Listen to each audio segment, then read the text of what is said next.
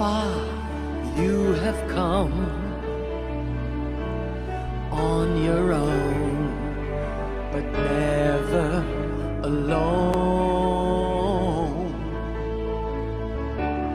Through the rain and through the shine, here's your moment,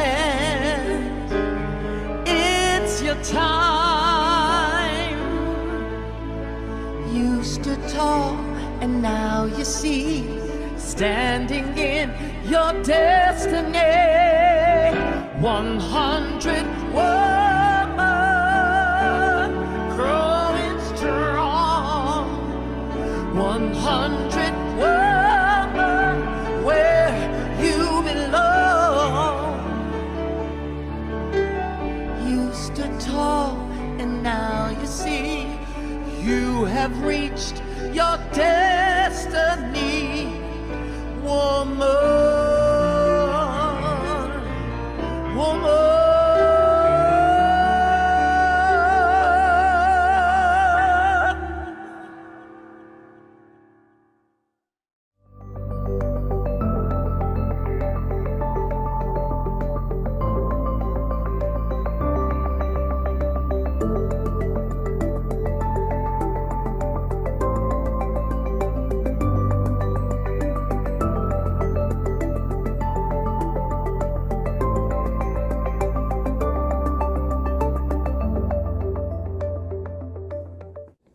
As people of African descent, we offer this land recognition in solidarity with the indigenous peoples of Turtle Island in the efforts and deliberate intentions toward decolonization.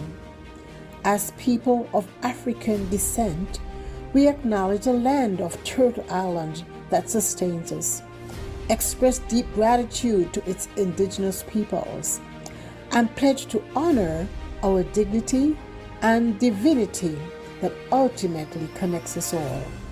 By Kay Johnson. Welcome to 100 ABC Fireside Chats. 100 Accomplished Black Canadian Women is a bold project initiated by co-authors and co-founders, the Honorable Dr. Jean Augustine, Dr. Denise O'Neill Green, and Donna Jones Simmons. Our mission is to celebrate and archive the professional accomplishments of trailblazing Black women from all across Canada. The goal is to create an ever-expanding database available for current and future generations via print media, public and private libraries, as well as our website, which is www.100abcwomen.ca.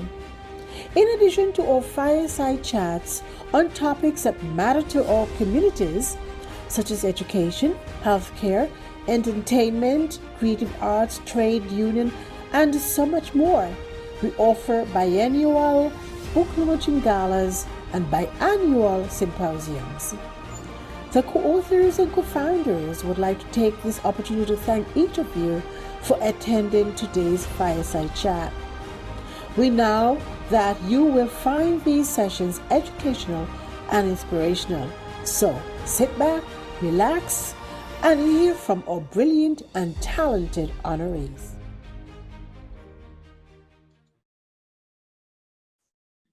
Good day, everyone. I'm Donna Jones Simmons, co-author, co-founder, and the architect of 100 ABC Project. Today's conversation is about, was I just scammed? Cybersecurity and scamming, with panelists Nana Ubomo, Opal Kelly, and Rose Nixon, who are experts on this topic. Today's inspirational conversation is being moderated by none other than Dr. Denise O'Neill Green. She is a visionary and internationally recognized expert in equity, diversity, inclusion, EDI, organizational change, and transformational leadership.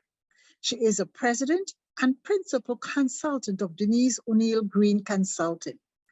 Dr. Green is a global thought leader, having worked across various sectors, including post-secondary, government, business, healthcare, and not-for-profit, as a keynote speaker, innovative strategist, educator, and a change maker.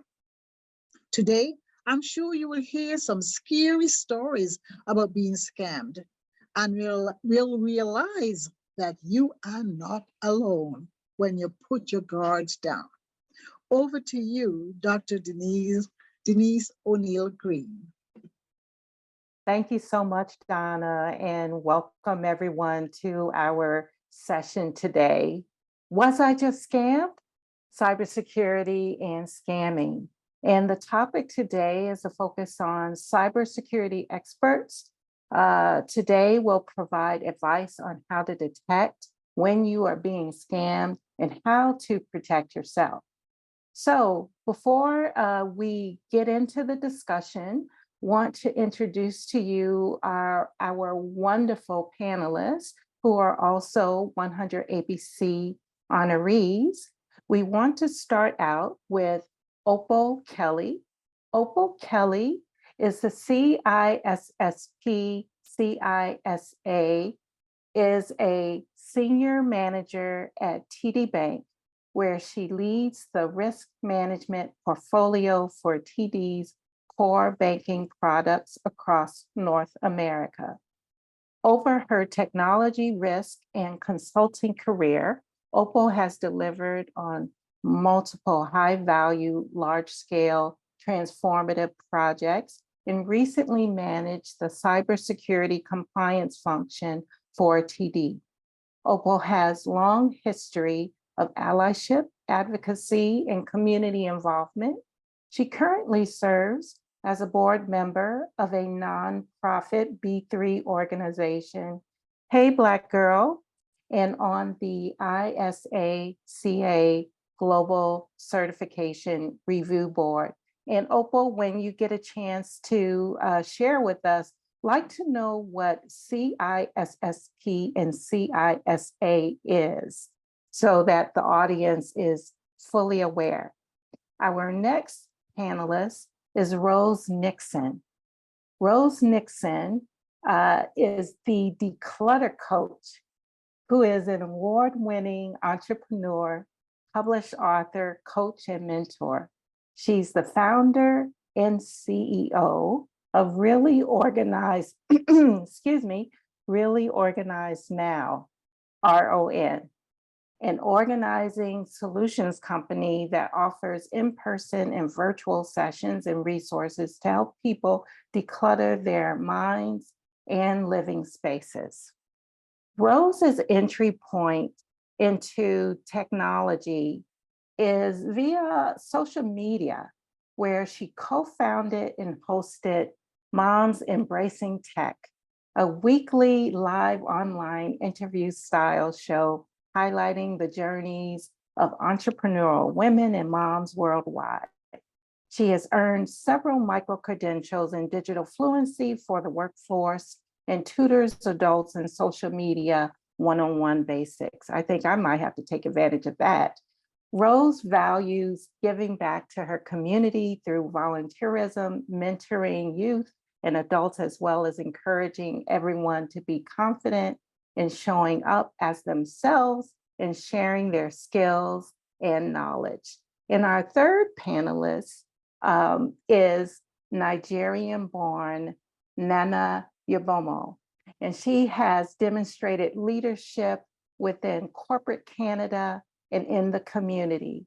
She was the director analytics at a major hotel and is currently director risk management at Scotiabank, where she founded and chairs the Risk Analytics Speaker Series. So welcome to all of you wonderful, accomplished Black Canadian women. So let's actually start out with something that I think is very important to know for our audience. How does one, before we get into all the scary things and how we can protect ourselves, with respect to, being scammed. I want to turn to you, Opal, in sharing with us your thoughts and expertise with respect to a career in this field. Yeah, thank you so much. And to answer your earlier question, and I guess I should have included that, CISSP stands for Certified Information Systems Security Professional. So it's basically like your standard go-to like golden cybersecurity certification. So if you want to know somebody, Excellent. find somebody who knows about cyber, that's the one. And CISA stands for Certified Information Systems Auditor, which is actually where I started my career in IT audit. So have a lot of experience looking at technology from like kind of a critical eye lens, if you will.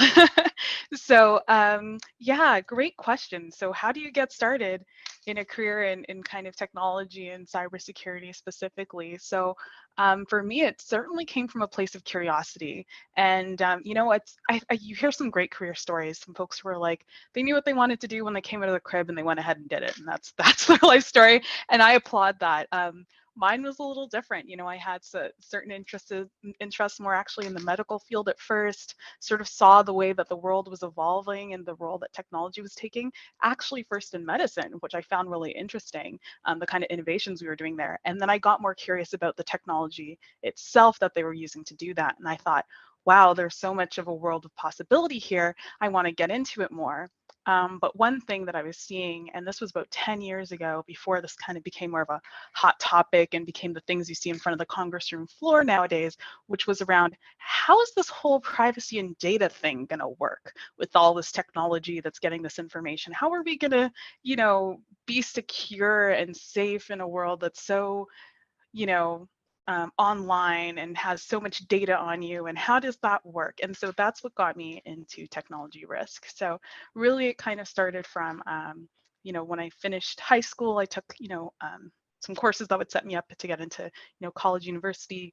In that, I started in computer engineering as my studies, but I actually graduated in economics. So I kind of started combining that business and technology together pretty early on. And from there, that took me into IT audit. I started seeing sort of like the I don't want to say the C-suite level, but at the senior management level of how they look at their company, how Yes. it's delivering value to an organization, tell that story about where we're doing it well, where we can do it better. And then that kind of took me through a number of roles, which you can creep on my LinkedIn, to into cybersecurity, and then now into this particular space in technology risk management. So all of that to say, there's lots of different paths you can explore to get there, and sort of treat your career as a iteration, and your education as well. So thank you. Thank you so much for sharing that, Opal. And to our audience, many different pathways can be taken, but that starting point is what did you say? Curiosity. And Yes. curiosity in this case, hopefully will not kill the cat, but curiosity is about learning how to protect yourself.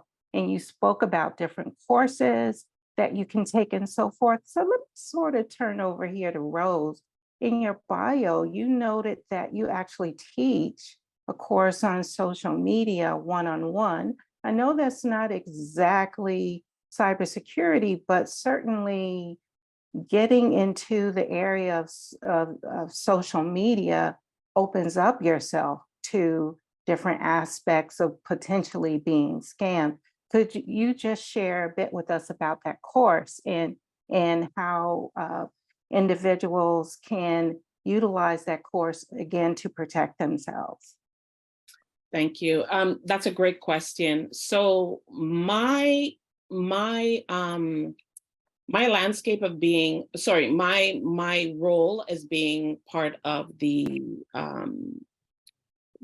landscape of social media comes from the fact that I'm a midlife woman, and as I was being curious about social media, being on the internet, and all of that, I came across many women that were also fitting the same profile like me, that were having maybe a little bit of hesitancy in getting online.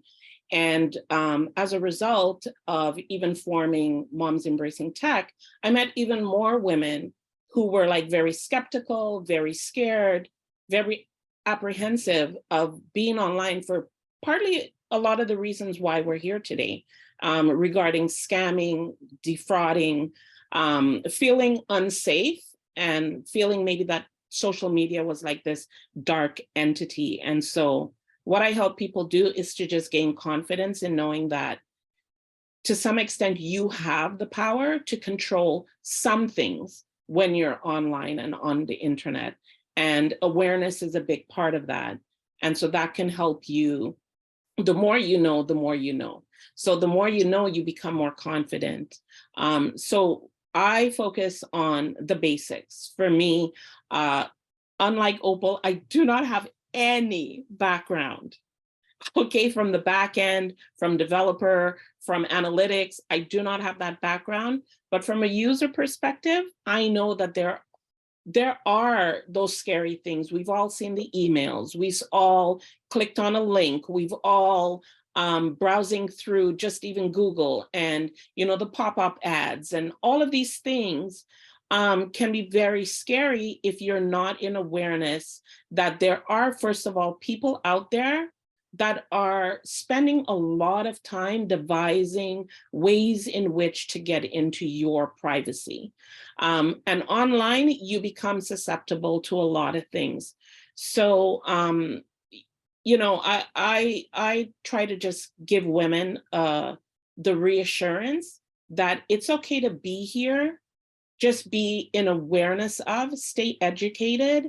And if need be, always know that there's a process that happens online. All the apps that we use, there's a process. If you feel that maybe you are being scammed or that you see something that is questionable and you're not sure, there's always a lot of different resources you can go to, whether it's a family member, whether it's an agency, whether it's the app itself. Within the app, there's ways to block and report and restrict.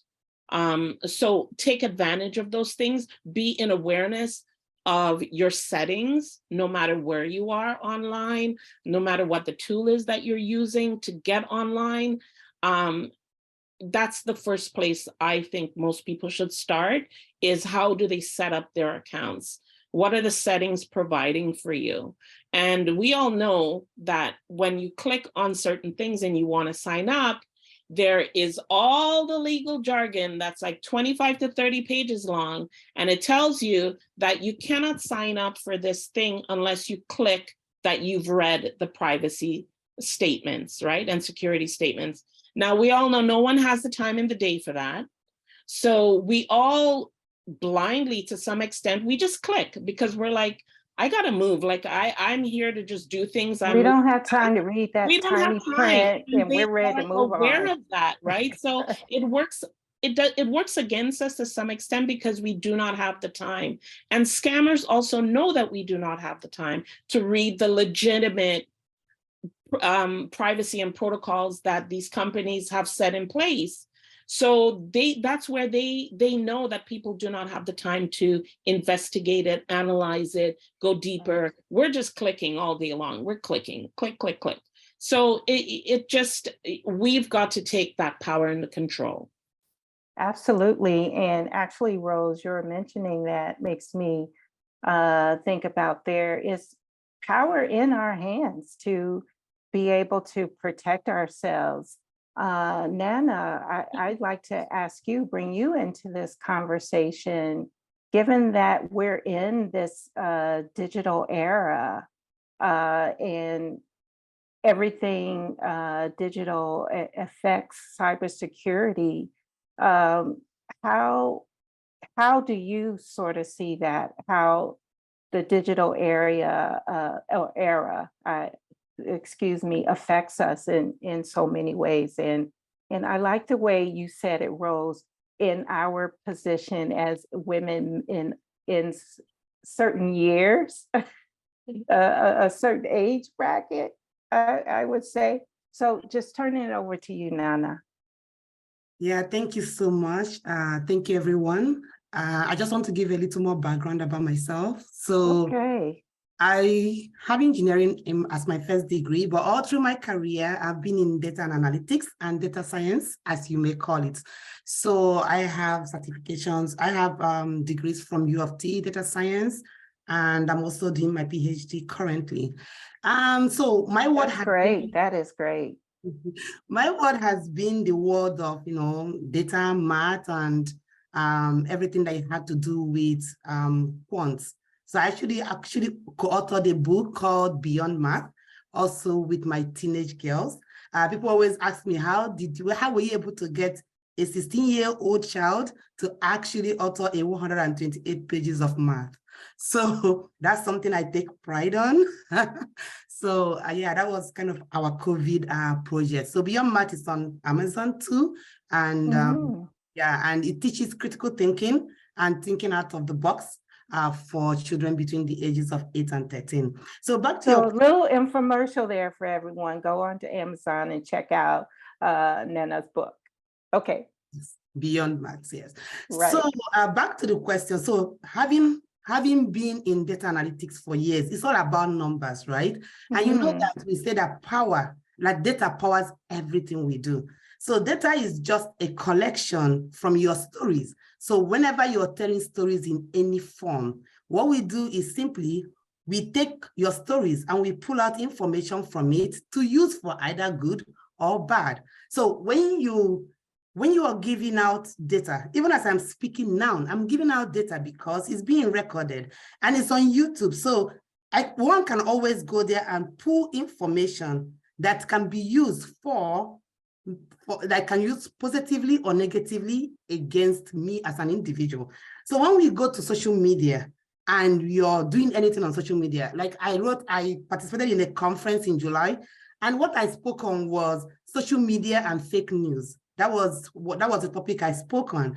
So if you are aware that at this digital age, that anything that you're saying at any point, whether you're on Facebook, LinkedIn, whether you're just, popping it out in any form, that is information that you are giving out. You're giving data points about yourself.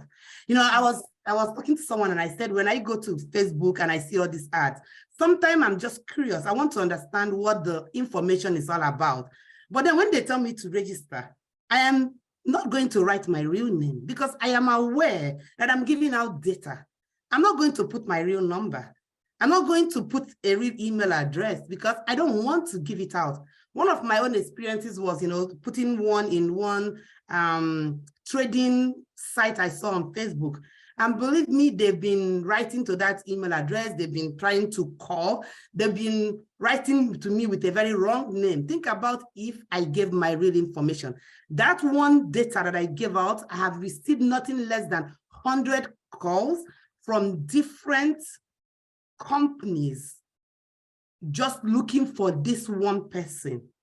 But think about if they had my real name, my real last name, my real email, my real phone number, because I use the virtual phone number. So it rings over my phone. So I know that this is not real. But I did that because sometimes I like to put it and just use it to guess what is out there. So being very data aware, or having come from that conscious place that anything you're doing, you are releasing data points. And data points makes you traceable, makes you identified, makes you available. Once you're able to identify these three things, you're always going to be very conscious of data points that you give away in any interaction that you're doing, especially online. So just know that some people are collecting your data, like me. Always be very conscious of that. That as the same way as organizations have database, social media has become a database. So that's such an important, yes, Yeah. very, very important information that you shared with us there, Nana. And it sounds like there's so many different scams, especially when you mentioned over 100 companies calling the virtual phone number that you gave them that actually wasn't your phone number. That can be quite scary. So there's a lot out there. And you had spoken, Opal, about your background, and certainly I I'm assume you're aware of so many different scams that are out there so that you could protect your customers at TD as well. So could you share with us, Opal, what are common scams and how can you spot them? Definitely. Common scams. Wow, I feel like there's a couple hallmarks of of Okay. common scams, and but ones that come to mind, especially when you think about in banking and financial services where I work, they've kind of called out a few, which is, you know, there's the grandparent scam, which has been going on for a long time, just getting people who are vulnerable, who are trusting, things that are like family related, like scams in terms of, you know, one common one, the term the grandparent scam is, oh, it's your grandson or your granddaughter calling you from jail or from this particular situation and they need bail money right away, or you know, this person is in need of some sort of financial support or some kind of support. Can you please, you know, send money or what have you? And you know, what often happens, and I'll continue on the grandparent scam for now, is what often happens is, one of the hallmarks of scams, of all scams, is that they prey on a sense of fear and a sense of urgency. So if you pick up the phone and you're hearing this like really big, passionate sob story, and they're claiming to be, you know, a family member or a close friend, and maybe they know the names of your family members or close friends because everybody goes on Facebook and says, this person's my niece, my nephew, my lineage, right? There's folks have filled out ancestry.com, they fill out like that DNA me plus 23 or something, like, you know, so there's all these places where you've kind of self-reported who the members of your That's a family really are, good point. and they can Yeah. sort of just pick that up and say, yeah, like I'm your great nephew Andrew so and so, and the person's like, oh, that is my great nephew's name. You would only know that if you're my great nephew. False. And they say, hey, you know, I'm in this urgent situation, I need you to help me out. And knowing that often a lot of folks who are, you know, let's say like, you know, 60 plus, have set aside, you know, some savings over the course of their life, that, you know, they may have that asset available for that scammer to target, is sort of the kind of concept behind these grandparents games. And of course, because they're saying, you know, they're a beloved family member, you want to assist them, and then they'll give you directions. And what I've been seeing, and there's been an explosion of articles, we've seen this over the pandemic, where we become more vulnerable to phone and online based scams because we're interacting more virtually, and we're not seeing people face to face to like validate that story, right? Right. So one of the best things you could think about is don't give any money to somebody you haven't met in person. If you aren't meeting this person in person to validate they are who they say they are. Another thing you can think about is if that person is, you know, telling you to make a significant cash withdrawal from your bank. That's something we also try to be mindful of as a financial institution. I'm sure many others do as well. Where if your financial habits are changing, like, do you normally go to your bank and withdraw 10K on a Friday? You know, if this is not part of your regular cycle, maybe again take a second to pause and really think it through, and sort of to prevent yourself becoming a victim of a scam.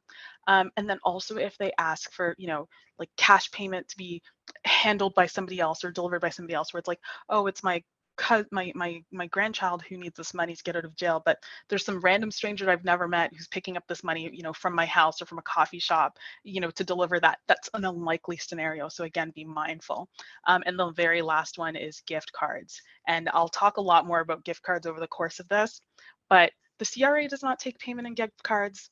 The Toronto Police does not take payment in gift cards. Nobody takes payment in gift cards. So if somebody is asking you for a gift card to pay off anything that comes with an it's not it's like guaranteed to be a scam. And then I'll tell you some other things over the course of our chat today, of other things you should be looking for and worried about when it comes to gift cards. But I will share those hallmarks, which is they prey on fear and a sense of urgency. Like if all of a sudden you need to hang up your phone and go do something right away that involves money, stop.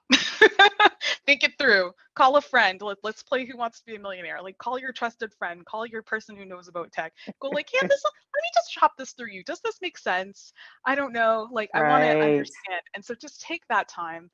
So fear, urgency. What's the payment method? Is it cash? Is it a gift card? Are you giving it to somebody face to face that you know, or is this something else? So just think through all of those pieces, and that will help you a lot to pre-identify a scam or help you in retrospect realize if you have been scammed. And then there's some steps you can take around that too. So we'll share that over the course of the chat today, but Denise, I would share those right from the jump. So thank you for the opportunity. So those are extremely helpful. I can use them today. I'm just saying. Oh, thank you so much for sharing that. So from the user perspective, Rose, can you share with us, building on what Opal has provided for the audience today, what are some of the things you can do to eliminate or minimize being scammed? Okay, I think Opal touched on one thing that sets off for me, mindset. The mindset in most things and most parts of our life, nothing is truly urgent. That's how I look at things. There's nothing that is truly urgent. And if you come from a corporate background, you know that business transactions and anything transactional in this country takes at least 24 to 48 hours to have a turnaround, whether it's even replying to an email, okay? It's sort of like expected. So I like to encourage people to look at that buffer time, that wait time. There's nothing that urgent, okay? And if, like Opal's example of somebody saying your son, your brother, your mother is in a distressed situation, trust me, everyone in your family that you actually know is on it. They're likely to be the ones also calling you to say, did you know, did you hear, did you this, did you that? If you've never heard a voice before, why are you reacting to that? There's nothing pressing from getting information via email, via text, that is urgent enough for you to drop what you're doing without thinking about what you're doing. So I like to look at everything from that standpoint, that there's always a buffer in time, and there's always a process, right? So even if you are in that kind of a distressed situation, there's a process that's going to take place. We all know that major industries do not just do things on the fly. There are steps. So I think our mindset has to be in that level of awareness and being mindful that we do not have to react. We do not have to put ourselves in a position to have the answer right now. And I like what Opal said about, like, again, ask somebody, review it with a friend, review, like, does this sound weird to you?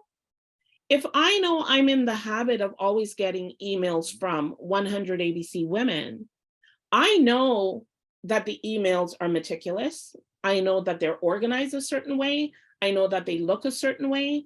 I know that generally the people who are CC'd on the emails, if something comes across for me trying to imply that they are ABC women, I know that there are certain things to look for. So before you react, read through all the way, maybe scroll all the way down, right?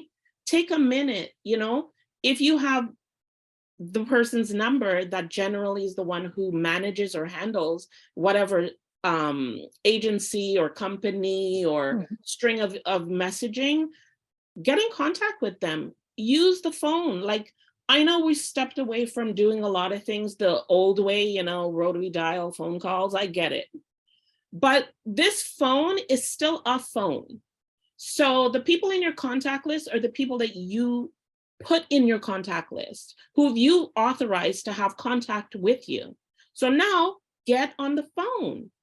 Hey, Donna, did you send this out just now? Hey, Donna, did you say in the email, blah, blah, blah?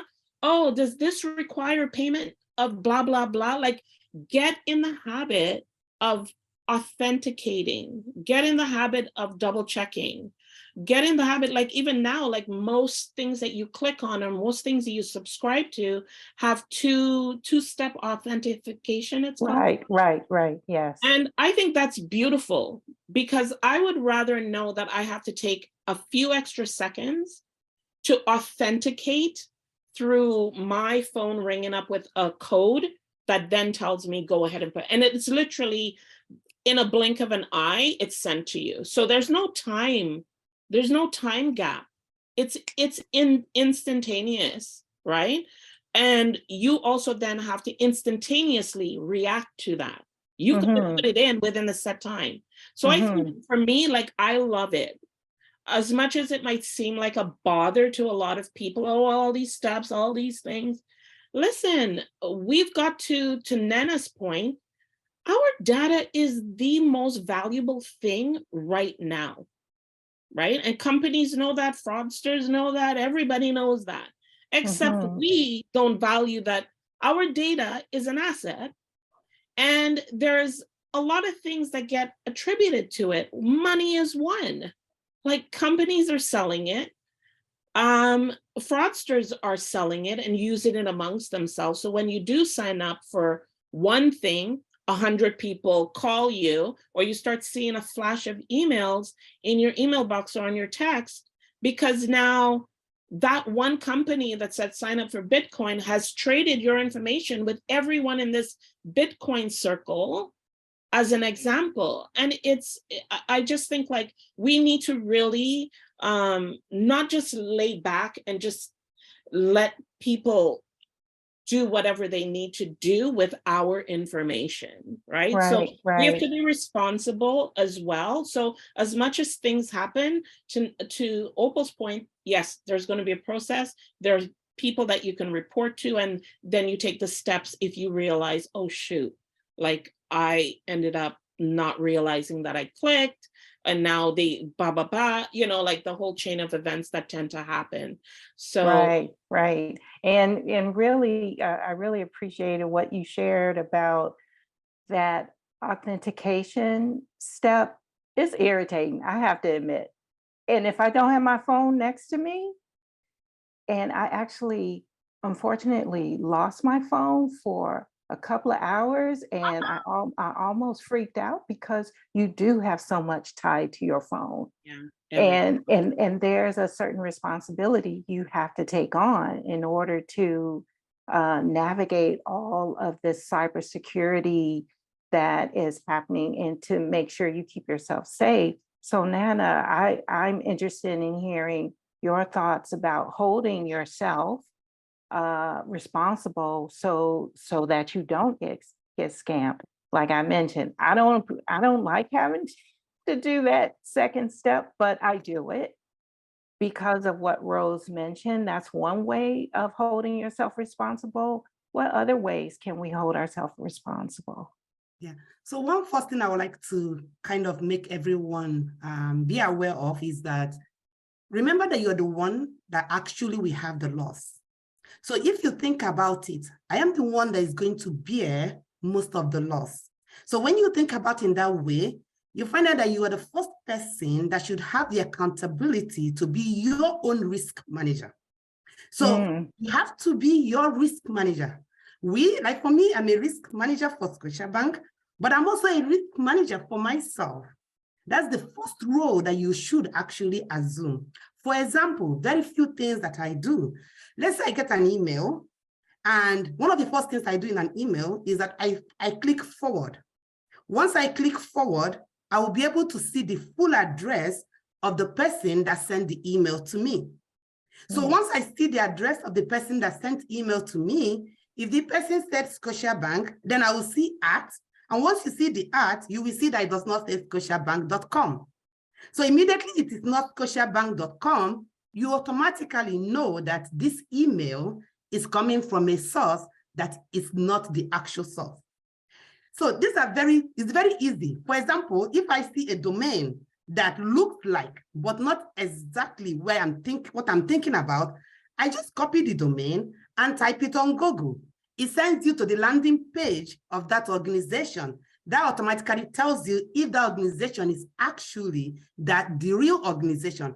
So once you receive something that is asking you for anything that is private, anything that can identify you, is your property, is your asset. So you don't just take it and give it to people very willingly. That is what you manage in your risk. So if somebody is ever asking you for anything that you could identify you, take the extra step to check the forward, check the domain to make sure that you're giving this property of yours that you so much love to your intended recipient, not just to anybody. That is what risk management is all about. You have to be accountable for how you release your personal assets. These are your private information. Your first name, last name, date of birth, where you live, anything that somebody can use to trace you. So, for example, another thing I do is if I get a call or if I get a text message, I don't respond to the text message, I call back the number. If I call you back and it goes into some funny ringing tone, or most times the person will be like, I did not call you.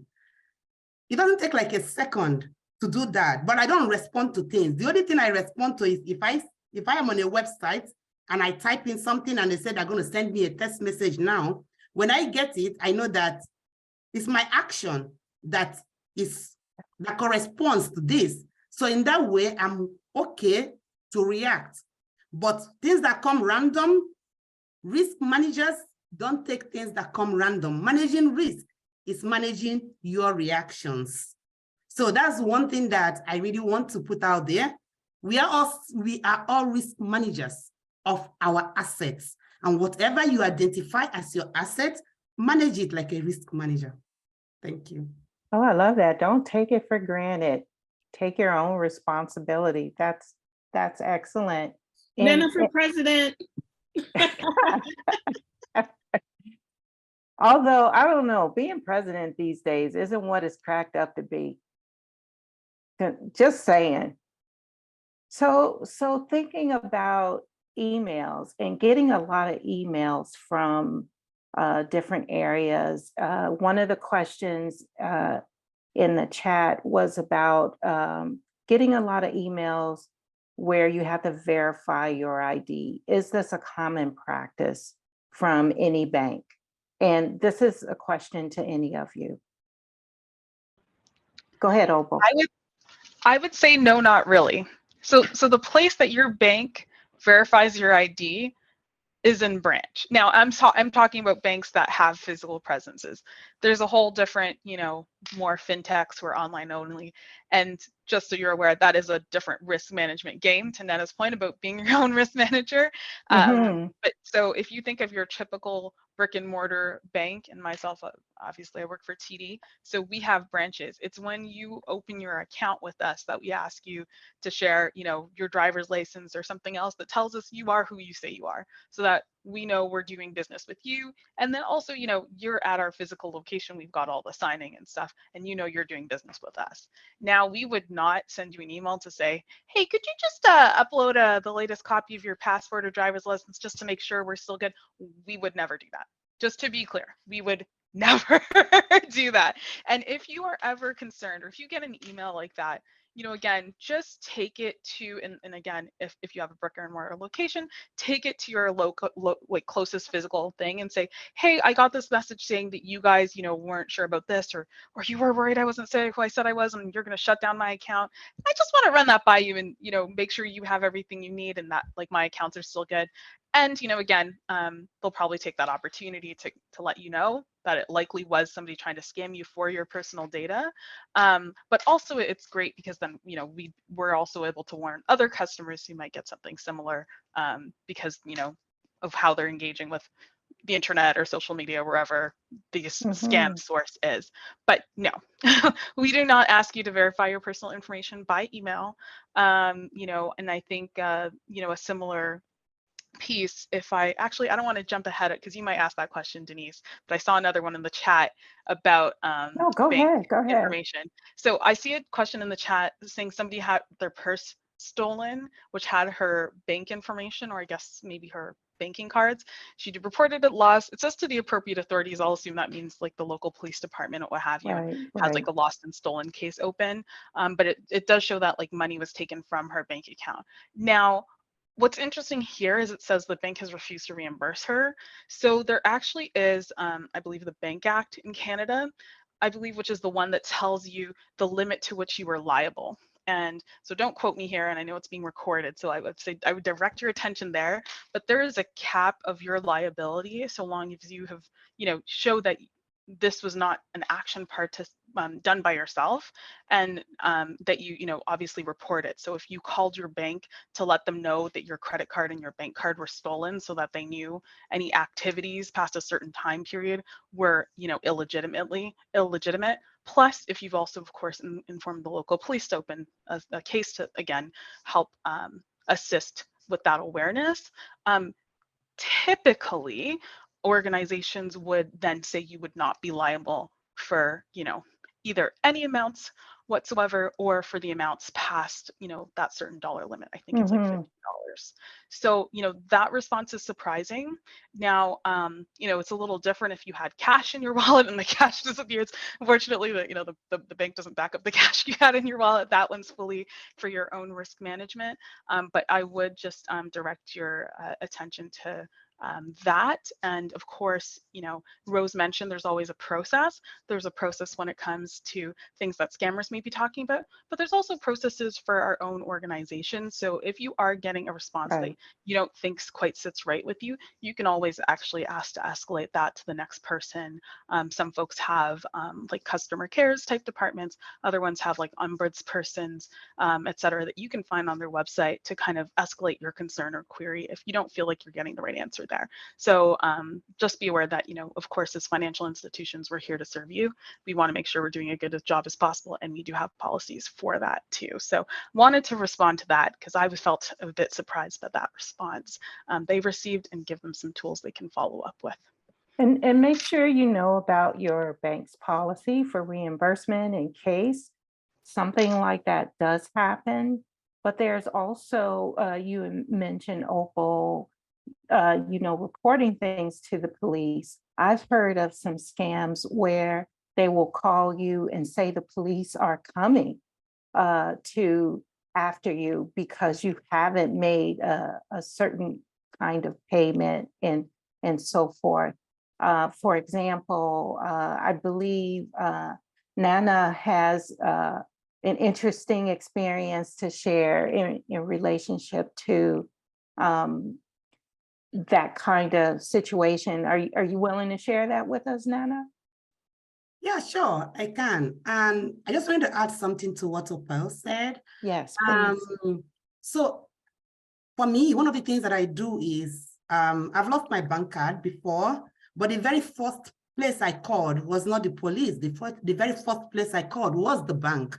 So sometimes when you lose something, I know that we're in a culture where we are usually going to call the police, but you know that the police has to also call the organization or probably put investigation. But I think that to prevent it next time, if you lose something like your bank card or anything, I think my first call will be to the organization, because the organization can have the power to block your account immediately, or they can have the power to disable everything, so that whoever has it, it becomes useless in their hands. But if you call the police, before the police can get around anything, it might be too late. And I think that for me as a risk manager, I try to be more proactive, like trying to stop things from happening rather than being reactive, trying to solve them when they have already happened. It's all about approach, but a stitch in time really saves 9. Excellent point. Agreed. Yeah, I guess I should have said you call the bank first. The number on the back of your card, or what would be on the back of the card if you had it, but it's the number on their website.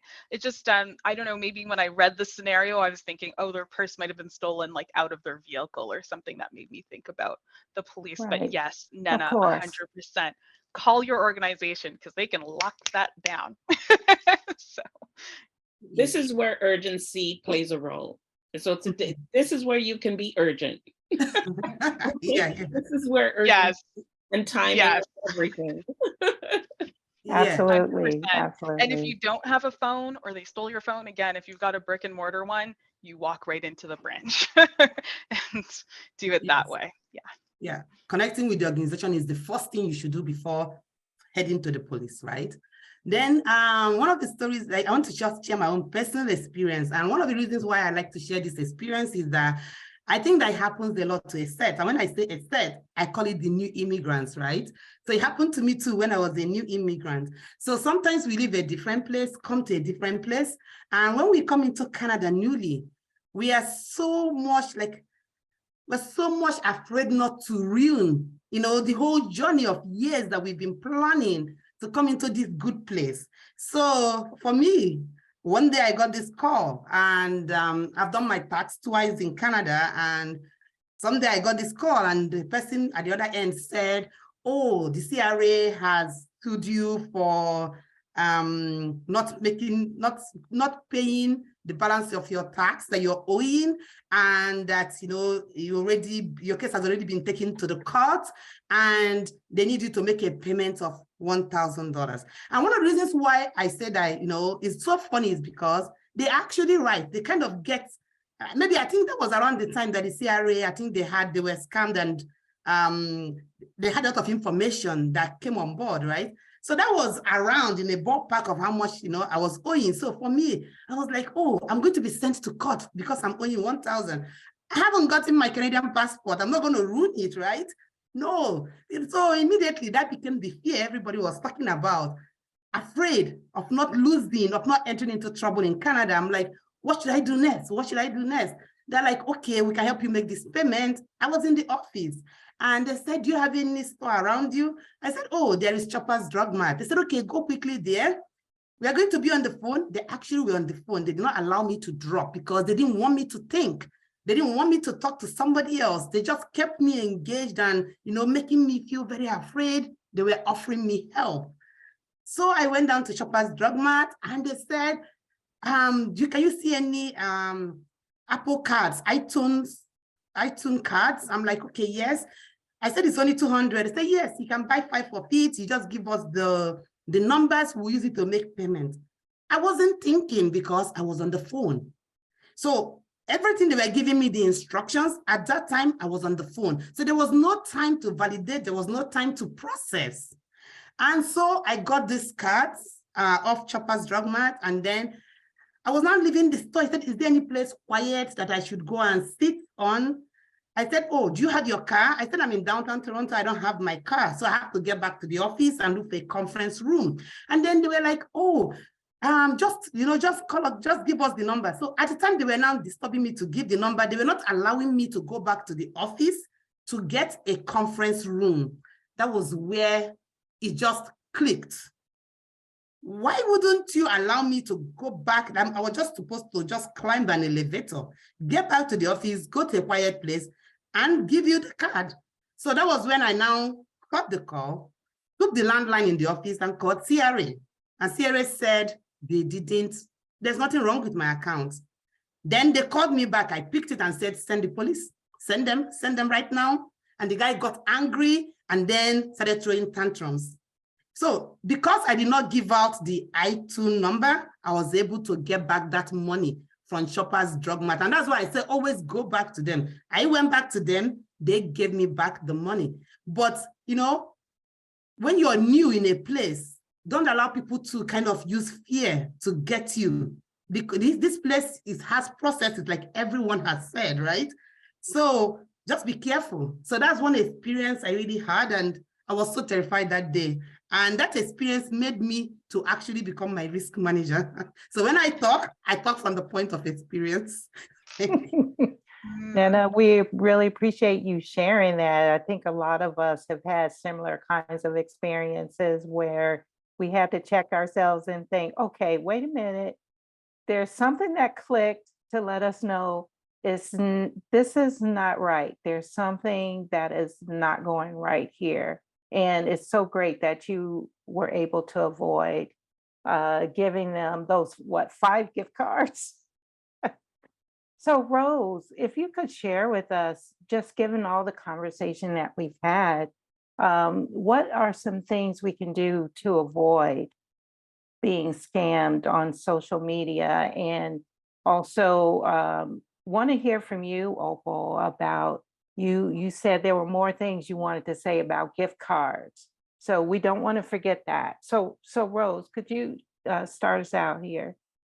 Okay, so one of the things, as I mentioned before, is when you are setting yourself up online, pay attention to your settings. Look at your privacy tab. All apps have them. Pretty much anything that you subscribe to. Lower your subscription rate.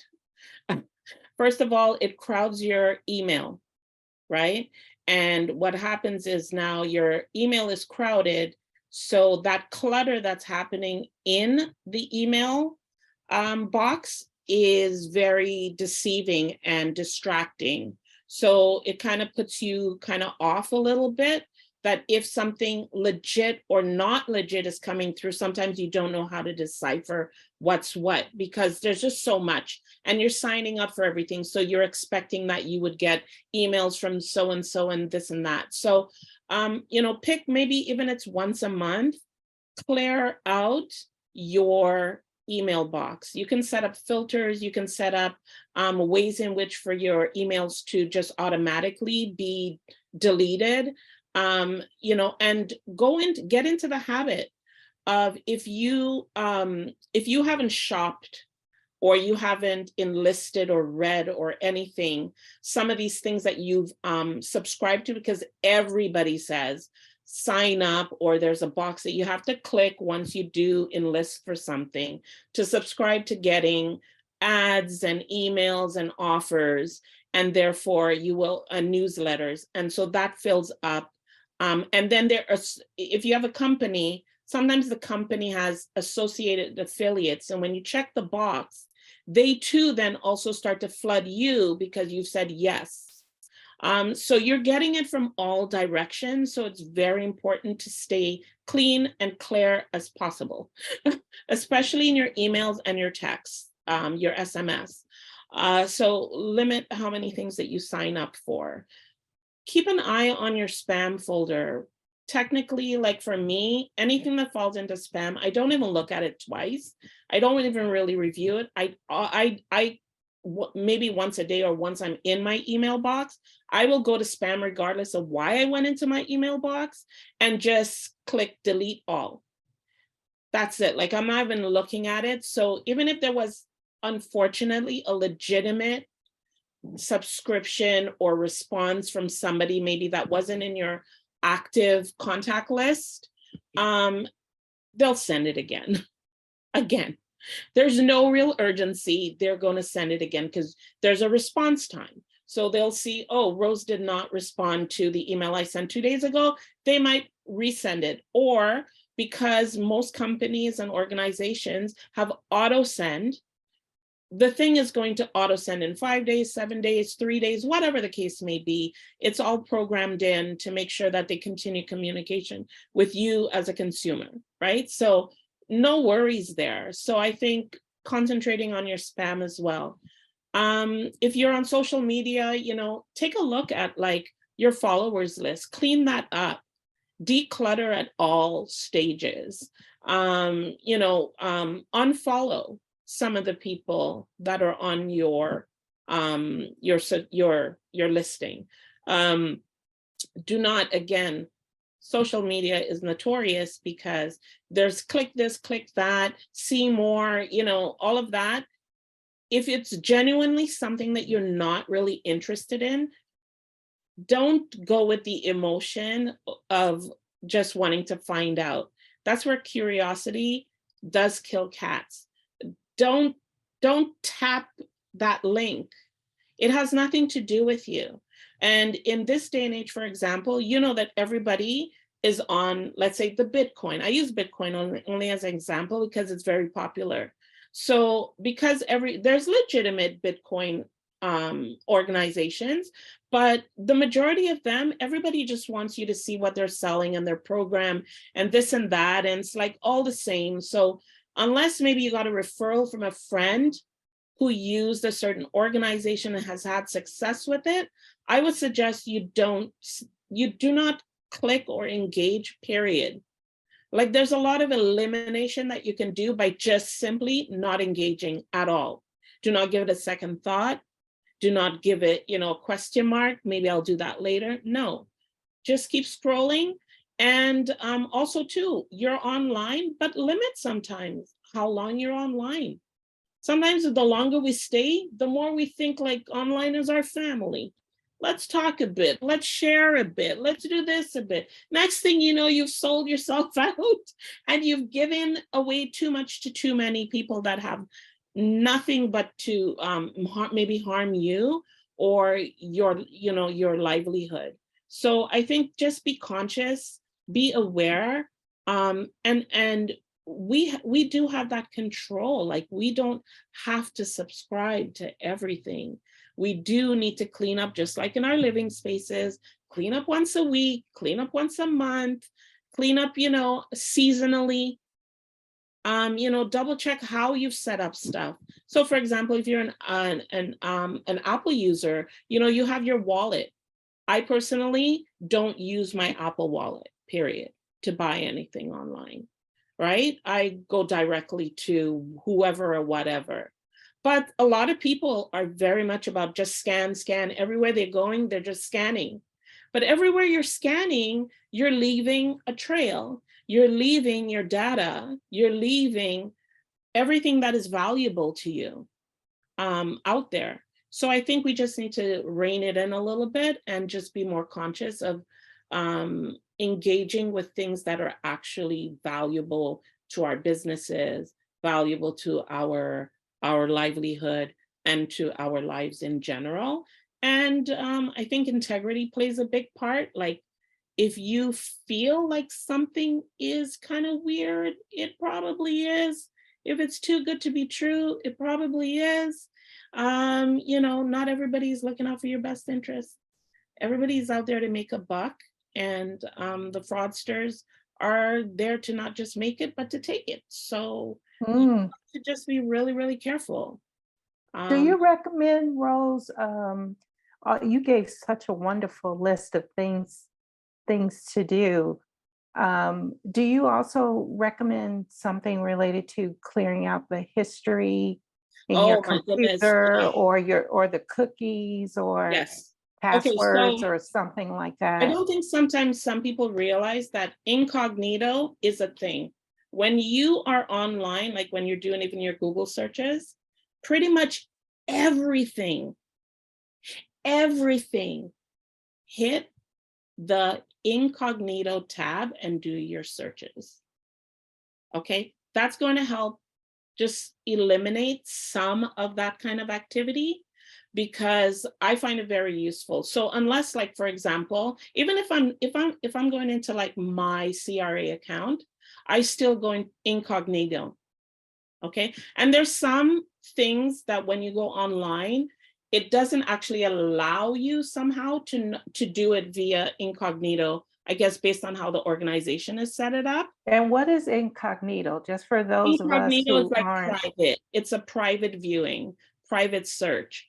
So if you go onto your regular Google search, you will see, or Safari search, you'll see like just a regular colorful background on the desktop. But incognito is generally black. And in the corner up at the top, you'll see like this little guy with like a hat and like cloak and dagger kind of look. So that's to say, like, I'm hiding, I'm like, so it's all in private. Is that the incognito tab? Yeah, that's the incognito tab. Okay. And so that does not allow for a history, but on a regular tab, clear your history as soon after you use it for whatever reason. So maybe even at the end of the day, clear your tab, right? And that's good for if you don't want like people that, maybe gonna come back, even like, I don't want to get into it, but like if other people that want to like search your, like a mom searching a kid's tab, I'm sure the kids know to use incognito. I would, so it is effective. I think incognito tab is the way to go when you're searching anything online.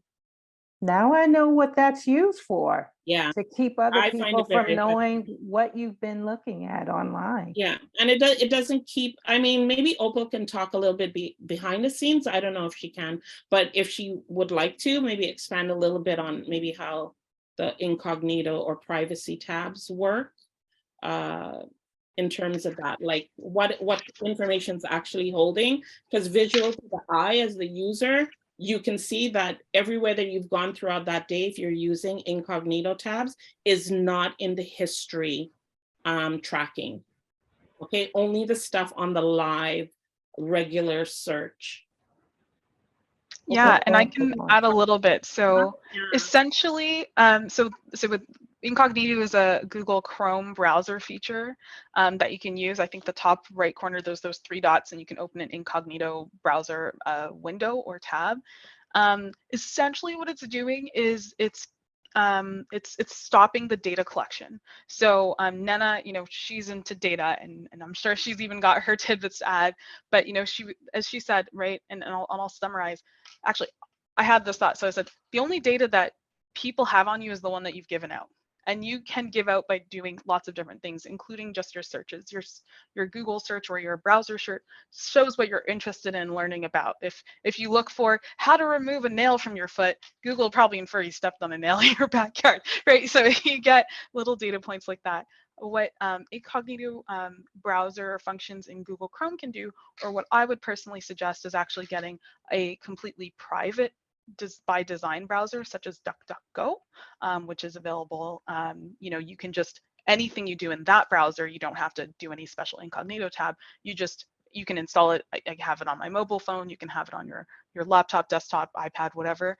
DuckDuckGo basically starts that thing where it auto denies cookies, so it blocks as many cookies and trackers from websites as possible. It doesn't save your browsing data. So basically, sites like that, or sorry, products like DuckDuckGo, or when you use things like Incognito, but specifically that product, they are not trying to create a profile of you based on what you do with them. So they're kind of, security by design, which is one kind of concept in the cybersecurity space, right? Other ones, like the Incognito on Google Chrome, is like security as an option that we've chosen to give to you, right? So that's what I could expand on, Rose, when it comes to that. And I wanted to throw that piece out there, which is the only data people have on you is the ones that you give out. So the only reason they know your nephew's name or your family's name is because you told them, you've made that connection easy for them. Somebody had a question here, Tessa, who asked if you say for the granny scam, if they're keeping your grandson and you retort by saying, keep them there, would they realize you're aware of their scam?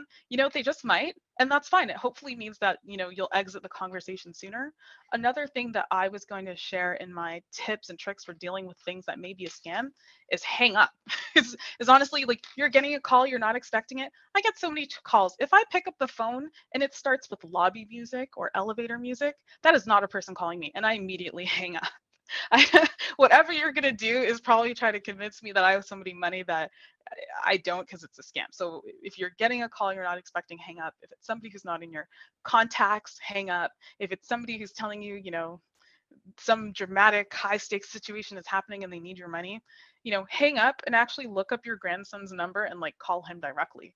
He'll probably tell you he's busy at work and he doesn't know why you're calling him.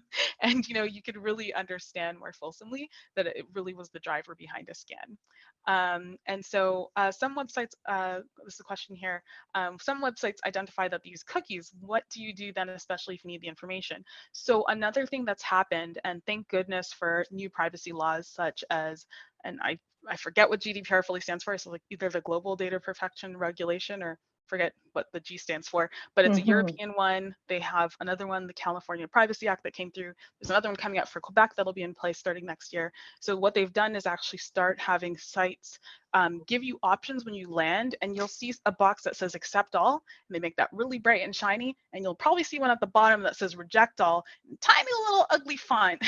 That's the one you want to click, reject all, or you can say accept all or set my preferences. So click select my preferences and turn everything off. And that's what I do. So when I go to a website and I need some information, so I say, hey, we take cookies, we want to take all your data, including your geolocation and your IP address and all this other stuff.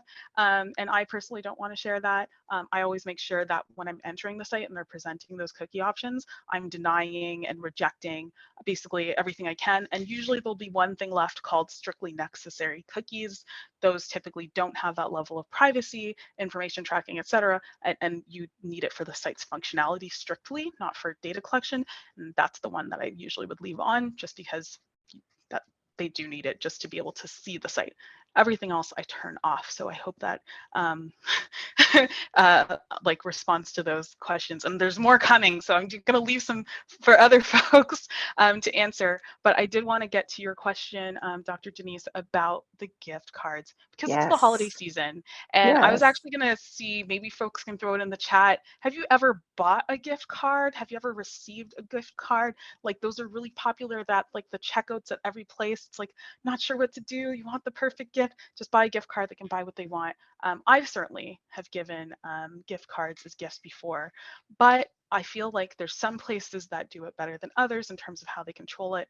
And one thing that's been really problematic with gift cards recently is there are some gift cards that they basically package it such that you have like the barcode visible, and then you have like that's little security number that you need to actually use the card, like almost like your CVV at the back of your credit card, like all kind of published on the card, sometimes with a little sticker over it. But it's been happening for years that people would essentially take that information. Sometimes they'd scratch off that secret privacy number, that little scratch off part.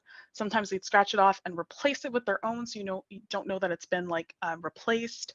And so then basically once that card gets activated, they have all the details to use it right away. So you think that this card has good integrity in the sense that it's untouched and unknown, but actually somebody's gone through and collected all that information from that card, and they're just basically waiting for somebody to load it up with some money, and they'll be able to get it because they already captured that, that barcode or the numbers underneath, that like 12 digits. If you think about like one of those like prepaid Visa or MasterCard type cards, and they already have those security numbers. So they basically have all the data that they need to use that card.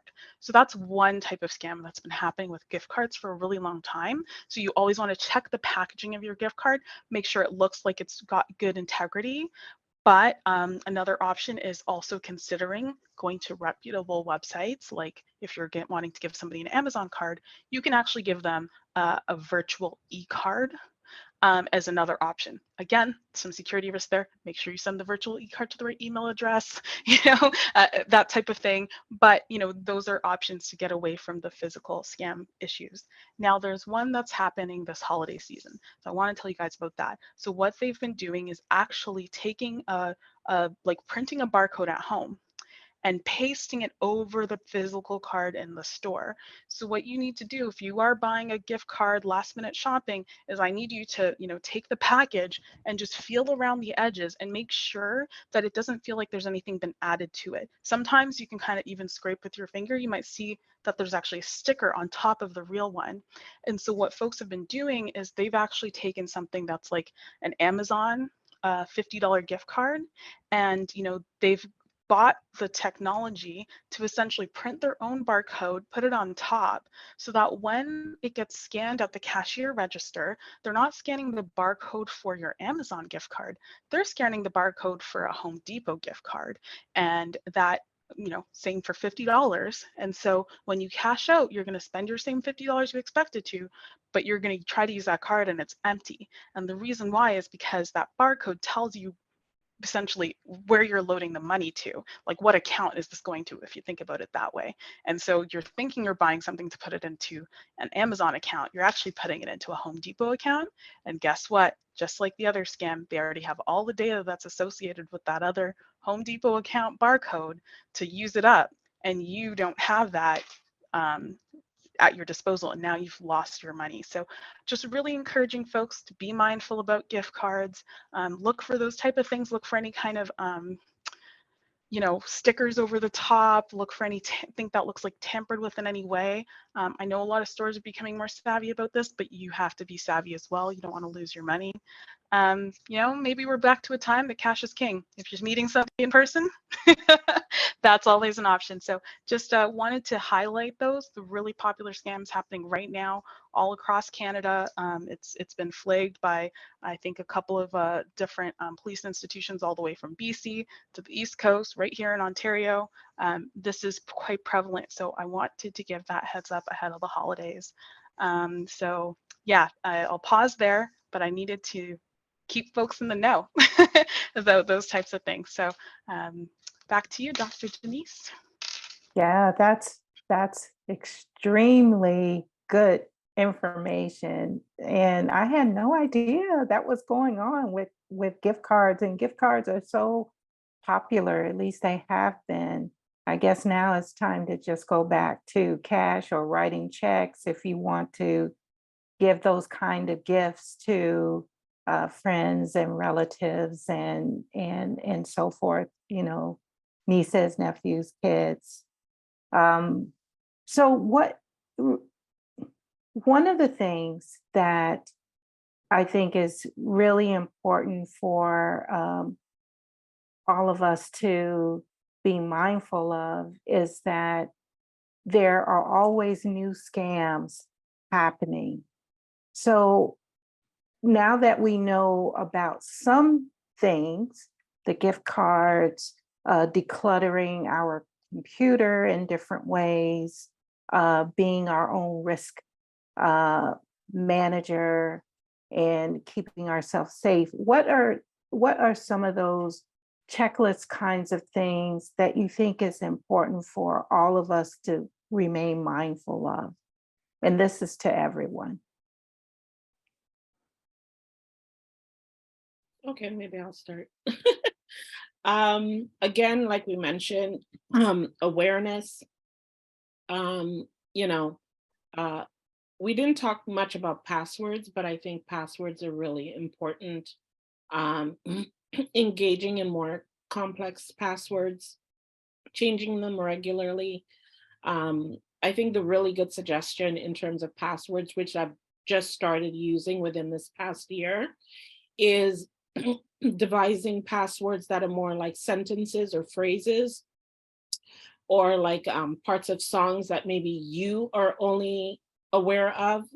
I wouldn't use common phrases that everybody could probably decipher, but then combining it with symbols and the numbers and all of that. But I've started adopting that because I have like a book, a password book, because and even that, like this past year, I've had to clean that up because I've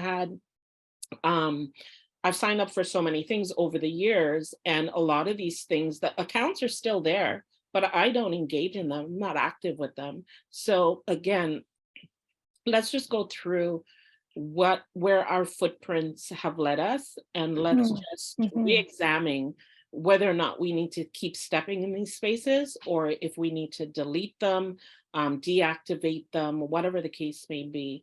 That also helps, because if you have accounts that are not necessarily active but are still sitting there, it's still susceptible to being something that could be found and accessed, and your information, your data is still just sitting within that profile, right? So Rose, are you suggesting that we need to really attend to those accounts that we don't utilize anymore? no, I think just clearing them up again, like I Okay. mentioned, the more things we have, the more distracting it can be. Sure. And then we're just like, we're more susceptible, because we're like, oh yeah, I remember I signed up for something that was like that, or I remember this and that. And then information starts flooding, and you are caught off guard because you know that Right. you have such a large footprint. But when you minimize, then you know, okay, you know what, like I only deal with 3 main financial institutions. I know that I only have, one You know, I don't know, like the CRA as an example is one of your main accounts. And then stuff for your workplace, you know, like, so really zone in on what are the key places where you reside, activate, and are in constant correspondence or communication, or where you're trading information all the time. Everything else, honestly, like, you just don't need it. It's the same concept like in your home, right? Like if something's not functional, if you haven't used it in a year, chances are you don't need it. So just really kind of be mindful of that, and keep those kinds of things in mind as you continue to acquire, because we're never going to stop acquiring new information and clicking on new things that, you know, may have been of interest to us. And I think the whole thing about time and timing, and that whole thing about urgency, let's just really look at that. What is really important? What is really urgent about this thing that has now come across my desk or my phone or my email? Is it really urgent? Does it really need my attention? Does it really need my ID? Does it really need my bank account? And when was the last time that organization ever asked you for any of that? You know, like, let's just not play the game with them. Let's just become, like Nana said, our own risk managers. Let's put on that detective hat just a little bit and do a little bit more research before we click, and buy yourself some time. Like, for me, that's really important. There's nothing that you need to react to, right? So every action has a reaction. So if I sign up for something today, then I'm going to expect, based on everything that I've known up to this point, I'm going to get an email right away that says, thank you for subscribing. Thank you for, you know, selecting. Thank you for becoming part of joining, or whatever the wording is. And then it's going to ask you for a step or two to do in order to authenticate that and to make it, you know, full-fledged that we have a relationship now. And you go from there. If something is taking 2-3 days or whatever, you know that it's kind of weird. But if it's instantaneous, and you know that you actually you just action that, then you know that there's going to become a reaction. And then there's going to be something that you need to take care of and to do. So just, I think, let's just keep that, like, we're powerful people, and we got to use that power. Like, we can't leave everything in everybody's hands, including our health, and including our wealth, and including our data. Like, we just can't. Thank you so much for that. And like to hear from Nana and Opal. We are getting close to time, so this will be our wrap-up remarks. Nana? So what I want to kind of share as some of my final remarks is that digital age has come to stay. So it's not something that you can ever wish away anymore. It's not something that you can run away from. Whether you like it or not, you will embrace it. And I say you will. If you think about it, some years back, personally, most people will not scan a check on their phone. If I tell you now, almost 90% more of people now do it, and it's normal. Knowing that you will embrace the digital world is a truth and a fact. So based on that, work with that awareness that the only thing you can do is to manage the things you do within the digital world, but the digital world cannot disappear. And it will continue to enhance its processes. That means that it will continue to drive you to be more digital. So it means that the only option you have is in awareness to manage your digital effectiveness and efficiency. For example, one of the things I do is what I kind of borrowed from my corporate world is managing folders. How do I manage folders? I have different email addresses that I use to manage different things. I like to subscribe to things. For example, if it's points, or maybe I want to subscribe to the stores for points, they cluster my email, but they cluster just one particular email, which really does not in any way affect me. I have an email that I use for things that I think like my banking or maybe my job interview, like things that I think are meaningful. I use that email. So does that email hardly have spams because they are not in casual sites.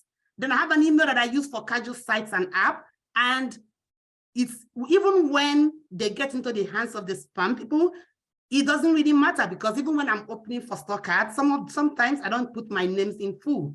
I give an abbreviated name or a preferred name, which really cannot trace me. So I manage my digital operations to keep myself just within the segment or within the boundaries of where I want to be identified. So that's really, so I call it managing folders. In the office, I have different folders. Each email goes to that particular folder, and my folder, I work on them based on how I have prioritized them. So that's really one thing that I want to give away. Manage your risk. But this digital world has come to stay. Thank you. Thank you. Opal? So many good takeaways. I'm really enjoying a lot of it. One of the things that I wanted to share was just like, I guess, another scam, but again, just recapping some hallmarks of scams, just so a refresher. So another piece, so folks mentioned earlier, and I wanted to talk on it. So some folks mentioned like checks and Bitcoin or crypto. So that's another thing, which is like from a payment perspective, no legitimate person is asking you or requiring you to pay in crypto or Bitcoin. As soon as they ask for that, guarantee you it's a scam. Also, checks. They're out of vogue now, guys. Come on, we don't really use them. So, being mindful, this is more on the being scammed perspective, right? If somebody's sending you a large check unexpectedly or, very conveniently, cash this check for me on my behalf, or let me send you a little extra, give it back to me, or I'll send you a gift card for this amount and you just give it back to me in cash. So anything that touches generally, on Bitcoin, crypto, checks, on gift cards, especially, those ones typically can be really good, easy to remember red flags to say, I need to approach this a lot more cautiously, or flat out, I'm probably about to get scammed here. So I just wanted to close, with those little refresher pieces. And the best way to do things, and obviously health and safety permitting, but as the world is kind of gradually reopening, is, in person is always excellent, because if this is a person that you have an existing relationship with, if it's something that's like very important, if you're able to kind of put that face to a name, literally, that's always a good place to be. So mostly though, as many of my panelists like Nana, Rose, and even Dr. Denise have said, the power is in your hands. So know that you have the ability to stop a scam that before it happens, if it's coming your way, that you have tools at your disposal. If you're having a conversation you're not sure about, reach out to someone, or just do a quick Google search. Thankfully, a lot of news stations are reporting on common scams, so you can see if this pops up. And then, there's some steps you can take, afterwards as well. So just realize that, the power is in your hands. You can do things to prevent, manage, and kind of overcome a scam on the back end. So yeah, thank you. Thank you for letting me share with all of you. And I just want to thank all of our wonderful panelists. You shared such wisdom and insight and tools that people can use to protect themselves and their family, and to have a good holiday season, and to go into the new year empowered, and make sure you always protect yourself and use that authentication, secondary authentication. So thank you, Nana Uboma, Opal Kelly, and Rose Nixon. Thank you so much. And we'll turn it back over to Donna and team.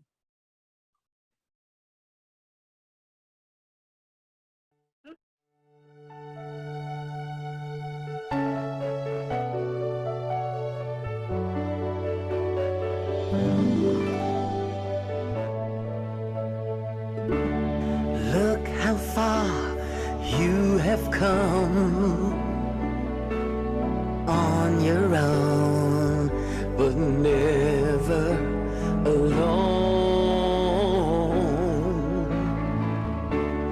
Through the rain and through the shine, here's your moment, it's your time. You stood tall and now you see, standing in your destiny. 100 woman, growing strong. 100 woman, where you belong.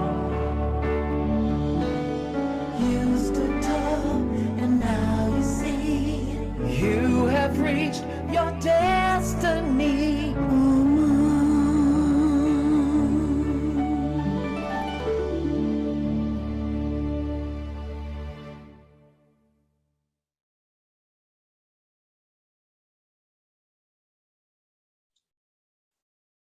Thank you, everybody.